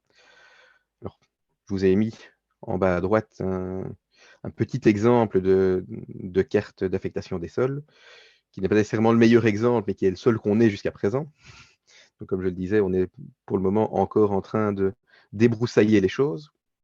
Mais donc, ça donne un peu une idée. On est dans une zone, et dans cette zone, on redéfinit, via la carte d'affectation des sols, des sous-affectations, pour quand même, effectivement, ne pas être dans quelque chose qui est complètement sans cadre. Alors, ici, on est effectivement dans la question aussi, éventuellement, d'un recentrage, et l'opportunité parfois, puisque la zone d'enjeu communal, comme je le disais au début, s'inscrit via révision de plan de secteur. La question qui peut se poser, c'est si je révise le plan de secteur, est-ce que c'est pour y faire une zone d'enjeu communal, ou est-ce que mon souhait, comme ça a été le cas de certaines communes du Luxembourg, est de recentrer des zones d'habitat moins bien situées pour redonner du poids à ma centralité? Et donc, ce qu'il faut garder en tête quand on se pose la question, ce sont les différences entre les zones d'enjeu communal et les zones d'habitat. Et donc, il faut être conscient que la zone d'enjeu communal est une zone quelque part indifférenciée. Donc, on accueille avec le même poids la résidence, les activités d'artisanat et autres, tout ce qui est socioculturel et tout ce qui est services publics et équipements communautaires. Là où la zone d'habitat est principalement destinée à la résidence et exploitation agricole quand on est dans la zone d'habitat à caractère rural, puisqu'on en voit quand même beaucoup aussi dans la province qui nous occupe aujourd'hui. Et donc, sont autorisés, puisqu'on considère en général que la zone d'habitat est une zone relativement mixte, mais le même type d'activité que dans la ZEC, mais avec la réserve de ne pas mettre en péril la destination première de la zone. Donc, il faut toujours, quand on est dans une zone d'habitat, d'abord voir le logement, Et après ça, dans la zone d'habitat, on fait quelque part un peu ce qu'on veut. On peut accueillir d'autres activités, mais qui doivent être compatibles avec le logement. Ce n'est pas le cas dans la zone d'enjeu communal. Donc, si il y a un souhait de protéger l'habitat au cœur d'un village, la zone d'enjeu communal peut, quelque part, être dangereuse par rapport à cet objectif-là. Alors, a priori, ça n'arrivera pas dans de petites communes du sud du Luxembourg, mais ça peut arriver dans des communes un peu plus importantes. La zone d'enjeu communal permet de créer des quartiers de bureaux, par exemple, en faisant quelque part complètement abstraction de l'habitat qui existait précédemment si on décide d'inscrire une zone d'enjeu communal sur ce type d'affectation initiale. Autre élément important, la zone d'enjeu communal ne vise absolument pas les exploitations agricoles. Donc là aussi, quand on est dans des zones d'habitat à caractère rural qui permettaient un équilibre et une bonne cohabitation entre la résidence et l'activité agricole, la zone d'enjeu communal fait complètement abstraction de l'activité agricole. Alors, en conclusion, et on va déjà y arriver, la zone d'enjeu communal, c'est d'un côté un plan de secteur plus souple. Mais l'important, c'est vraiment, effectivement, d'anticiper les problèmes avant qu'ils ne se présentent. L'objet de la zone d'enjeu communal n'est pas de régler un problème en se disant nous avons une parcelle dont on ne sait pas très bien quoi faire, le propriétaire insiste grandement pour qu'on la valorise, on va faire une zone d'enjeu communal et on verra plus tard à quoi elle peut servir. Ce n'est pas du tout ça l'objet, évidemment. L'objet, c'est vraiment de pouvoir se dire, dans les 5 ans, 10 ans, 15 ans qui viennent, les zones bleues qui sont au cœur de ma commune vont évoluer, l'école va peut-être se déplacer, va devoir s'étendre, se relocaliser, l'hôpital va fermer. Comment est-ce que j'anticipe la chose en mettant dès aujourd'hui une affectation qui permet de réagir à tout ça? Alors, autre élément positif, en tout cas du point de vue local, peut-être un peu moins du point de vue régional, mais ça c'est une autre affaire, c'est le collège communal qui statue sans avis préalable du fonctionnaire délégué dans une zone d'enjeu communal. Donc ça permet de délivrer les permis plus vite à ce moment-là et de ne pas devoir remonter jusqu'au fonctionnaire délégué, de ne pas être contraint quelque part par le fonctionnaire délégué. Au moment de son inscription, là c'est un petit bonus qui a été donné par le législateur pour inciter les communes, je pense, à inscrire des zones d'enjeu communal. Donc, comme vous le savez peut-être, quand on inscrit de nouvelles zones destinées à l'urbanisation, il faut les compenser en désinscrivant des zones à d'autres endroits, idéalement proches. La zone d'enjeu communal permet, elle, d'augmenter la surface destinée à l'urbanisation de 10% sans compensation. Alors l'idée de base, c'est vous avez une petite zone d'espace vert coincée au milieu de la commune, enfin au milieu du centre. Vous pouvez couvrir cette zone d'espace vert d'une zone d'enjeu communal au même titre que les terrains qui sont autour sans devoir compenser. Alors, je vais passer directement au point négatif de la chose. Je remonterai après sur le périmètre de préemption. Qui dit faire disparaître les zones d'espace vert, par exemple, ou qui dit mettre une zone qui est plus souple, dit un risque potentiel pour les affectations dites faibles. Donc, je le disais tout à l'heure pour ce qui est du logement qui d'un coup n'est plus protégé quelque part dans la zone d'enjeu communal, c'est aussi le cas de tout ce qui est service public et équipement communautaire. Puisque le jour où la zone de service public et d'équipement communautaire bascule en zone d'enjeu communal, sa valeur augmente fortement quelque part, la pression foncière sur cette zone-là augmente également, et on pourrait se retrouver un jour avec une commune ou un opérateur autre, type école faisant partie de la filière libre, qui revend un morceau de terrain historiquement en zone bleue en se disant, ben voilà, bonne affaire, c'est une zone d'enjeu communal maintenant, il y a une demande, je me débarrasse de ce morceau de terrain-là. Et puis 5 ans, 10 ans plus tard, se retrouver dans la situation où elle se retrouve à l'étroit, et où il n'est plus possible de retrouver ce terrain qui a été vendu, construit. Donc il y a vraiment là un risque potentiel pour les affectations dites faibles. Alors, pour revenir dans les points positifs, et quelque part pour faire un peu lien avec ce qui a été dit dans l'intervention précédente, la zone d'enjeu communal, c'est aussi la possibilité de mettre en place un périmètre de préemption. Et donc, la possibilité pour les communes parfois de reprendre la main, ou en tout cas d'être au courant de ce qui se passe au moment des ventes, et le cas échéant de reprendre la main si c'est utile. Par contre, dans les points négatifs, comme je l'ai déjà dit à plusieurs reprises au cours de cette intervention, c'est encore expérimental, donc on essuie les plâtres, on verra ce que tout ça donnera. Il y a d'un côté la vision, et puis il y a de l'autre côté parfois ce qu'on en fait, donc on attend encore un peu de voir comment tout ça atterrira. Et comme je l'expliquais, je réitère encore une fois, ce n'est pas un PCAD, ce n'est pas le successeur du plan communal d'aménagement dérogatoire ou révisionnel, l'objet est autre. Et voilà, par exemple, alors on revient sur Namur et sur la corbeille namuroise, mais l'idée de base, c'est de pouvoir dire à un moment, plutôt que d'avoir ce mélange de rouge, de bleu, de mauve, de blanc dans toute la corbeille, c'est de se dire, on bascule dans une affectation mixte qui permet effectivement de faire un certain nombre de profiter d'un certain nombre d'opportunités, tout en gardant, vous voyez sur la carte de droite que c'est possible, tout en gardant en tête que les affectations dites faibles doivent sans doute être protégées. Et donc on voit ici qu'on donne une mixité à une grande partie du territoire, mais qu'on protège par exemple certains parcs, certaines zones d'espace vert ou certaines zones d'activité économique, en se disant que la pression est telle que si la zone d'activité économique en question bascule en zone d'enjeu communal, probablement que des promoteurs pourraient être tentés de reconvertir ça en logement.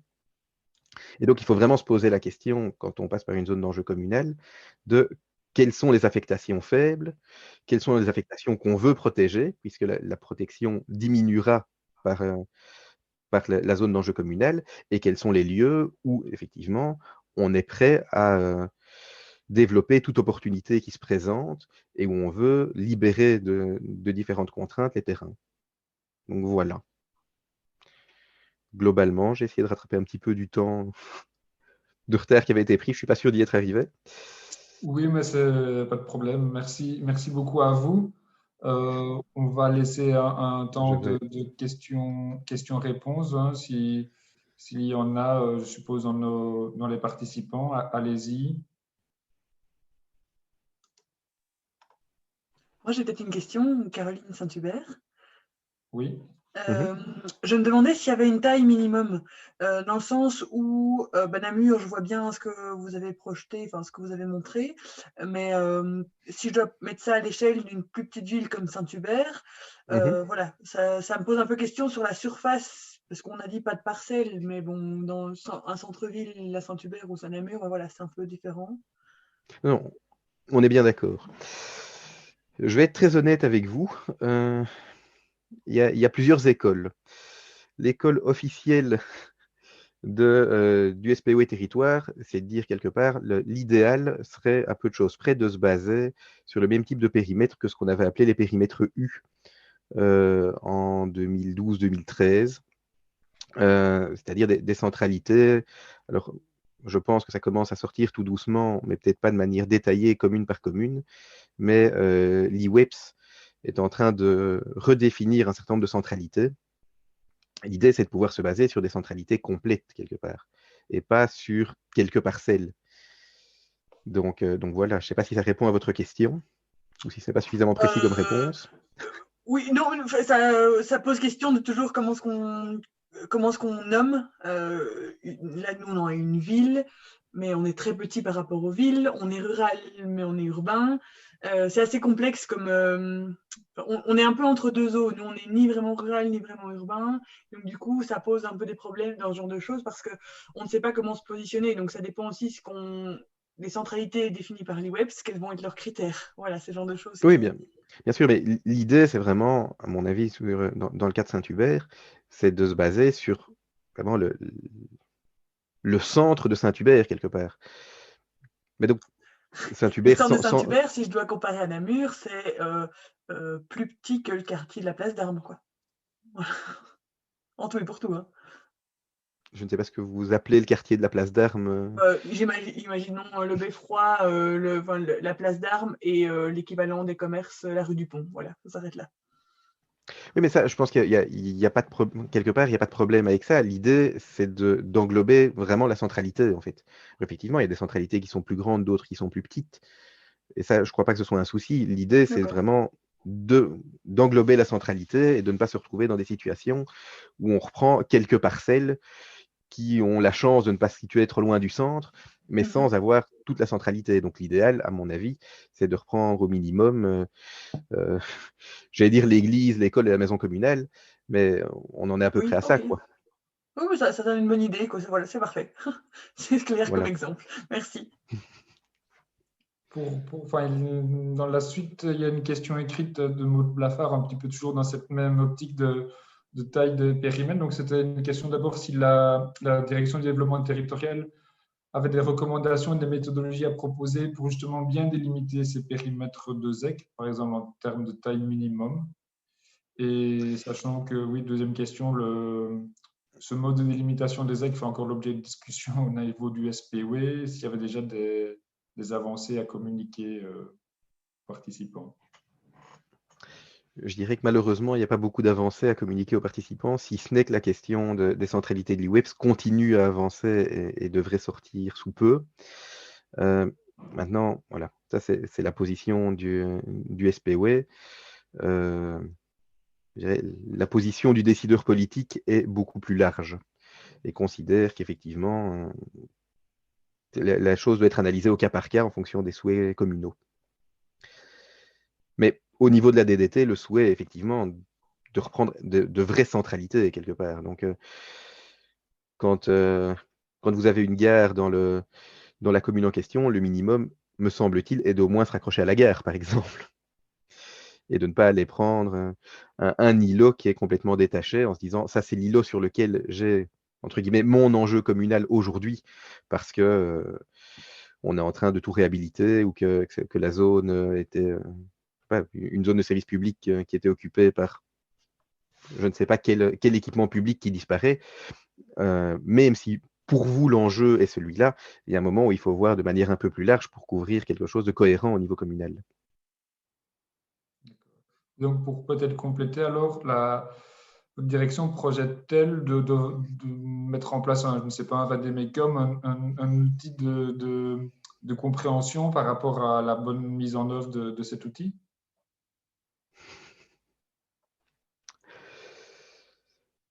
Très honnêtement, un certain nombre de questions ont été posées au cabinet du ministre, puisqu'il appartient aux politiques de trancher. Nous attendons les réponses. Donc, nous souhaiterions avoir effectivement une instruction relativement claire par rapport à ça. Il y a des propositions qui ont été faites qui vont dans le sens qui vous est donné ici, mais il appartient aux décideurs de décider. Oui. Donc, on pourra vous réinviter dans quelques mois le jour où les avancées auront été... J'espère. D'accord. Je ne sais pas s'il y a d'autres questions.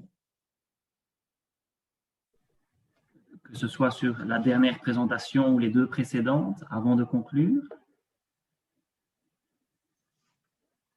Non. D'accord. Alors, je me permets de conclure, ou en tout cas d'esquisser une conclusion très rapidement, en vous disant que les trois présentations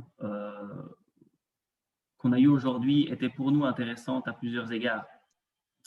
La première esquissait peut-être un besoin et une volonté d'opérationnaliser les stratégies territoriales en les jumelant à une stratégie foncière pour peut-être outiller les opérateurs communaux ou pluricommunaux plus facilement et que cela puisse les aider dans leurs décisions.